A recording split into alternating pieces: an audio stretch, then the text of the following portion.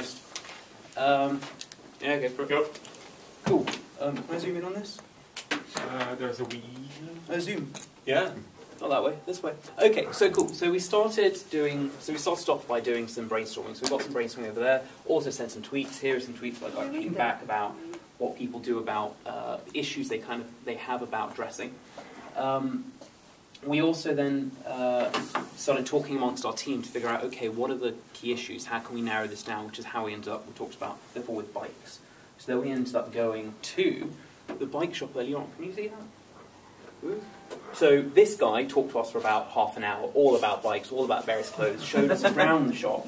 So we've got all these different, talked to us about, actually showed us the inside of underwear and trousers, lots of detail. Then we came back and started sketching. So we actually then split up. So some people did the kind of sketching what it would look like. So if I show you that. So then I also did some card sorting here. So I got several people to take all the ideas that we had about how do you decide what to wear. So some stuff like terrain, how fashionable you are, etc., etc. Got them to sort it into categories and how much of a priority it was for people, which then ended us to create the app. Do you want to show the app? Yeah. Well, so some of the, especially for biking as well, some of the key kind of influences and decisions. If you just zoom out a little bit. No. There we go. Well, so you've got situational, what kind of biking you're going to be doing. Is it on-road, is it off-road, are you going away to do it? Your personal factors, so have you got a particular budget, are you more fashion-led, are you interested in more kind of sustainable fabrics? And then environmental side of it, so what's the weather going to be like? It's going to be really hot, cold, how long are you going to be doing it for?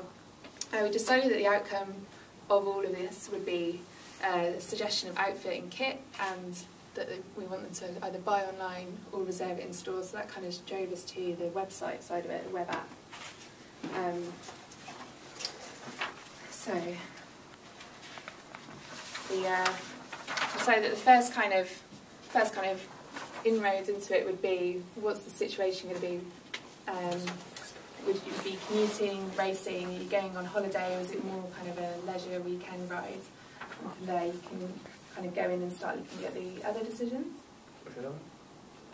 Yeah. So here's some more kind of yes or no type questions and answers, just to kind of get as much data as possible in there and start driving the suggestions, the kit that we're putting through. Taryn, do you want to do this one? Cool. So based on your selection, basically, so you can select the temperature, or maybe you can give the location and time to the system that I'm going maybe after a week and at this location. So system can see the weather at that location and suggest you. So this is like we make it more visual. So your system can suggest you maybe most popular outfit for this, and then system can give you the background as well, and you can choose whether you want a base layer or mid layer and outer layer, and then you can basically flick through these. So you can change if you want to see some more jackets, maybe you can change the jacket and see how this fits with this. And we had some boots and cap as well, which we lost, I guess. But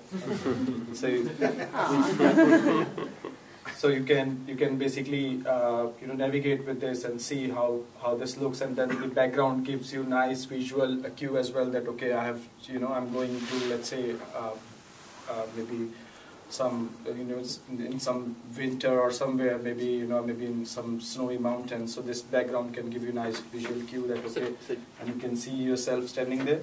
So basically the idea is that each time you have an option of two things, every time you select one of the two, changes what you see on the screen.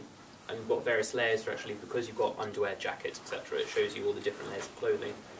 So it intelligently figures out, gives you suggestions, and you can scroll through the various options. And once you're done with this, then you can show it finally 6 seconds. click on the like final select button, and then you can see the summary of your selections. And here you can. That was it.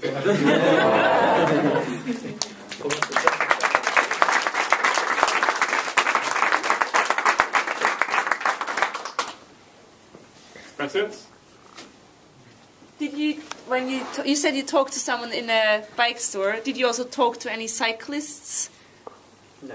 Kind of drew on I've done quite a bit of cycling as well, so kind of drew on that experience. I've got a lot of friends who are really into biking, got lots of different bikes and the kit that goes with it for doing, whether they're doing racing or going off mountain biking for the weekend. So drawing on that as well. And the discussion we had with the guy, so he was a staff member, the questions we asked him were what kind of problems do people have, what people come and ask you. So it was actually a shortcut to finding out stuff about lots of other people instead of having to ask them individually. What would you envisage to be the context of use of an app like that? Would it be in a store or at home or on the move? We had a lot of discussions on this. So one of the things we talked about was like a kiosk in a shop. But then we had the discussion of actually if you're in a shop, you've got an expert like that already, so why wouldn't you actually just talk to him? So this was much more, this is a website that you would use at home. So the scenario we were thinking of was, you've got a bike, you've got some gear, you're basic at cycling. You're going to go cycling with your friends on Sunday for a few hours, and you will need to figure out, do I need to buy anything extra that's a bit more specialist? So that's why you go through it. Okay, it's sunny, it's outdoor, it's this kind of temperature, I've got this, so these kind of things, and it would just pop up with lots of suggestions of, okay, why don't you buy this stuff? So it seemed like a lot of the groups found commonalities among their interviews and went with that, and you guys found this sort of this outlier and followed that. So was that what was the thinking behind that decision?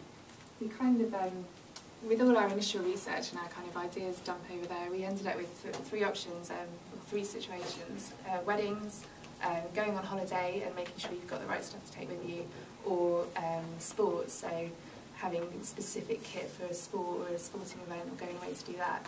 And then we were like, right, we've got to go out and do some research. Where would we find people to ask the questions? Weddings is quite general. Holidays, where do you go to find people who are buying stuff to go on holiday with? Sports, to go to a sports shop. So that was kind of how we ended up doing that. Purely who we had access to, basically. Yeah. We found a sports shop on Google Maps and walked there. How did you decide if you worked together or worked separately? How did you decide how to work and who did what through the day? I think it was quite, because most of the time we worked together. I think that made it difficult to, and we all have different ideas generally, so trying to actually hone in on it. But I think once we got to a point where we actually agreed on what the idea would be, how it would generally work, that's when we split up. So, car sporting, sketching, some more sketching. But that's when we actually, so we more or less had the same endpoint in mind and then could split up the task. But until that point, we basically made all the decisions together, which I think probably slowed us down, but I don't see any other way of doing it. And we've lost a team member as well. So yeah. Any other question? Cool. Thank you.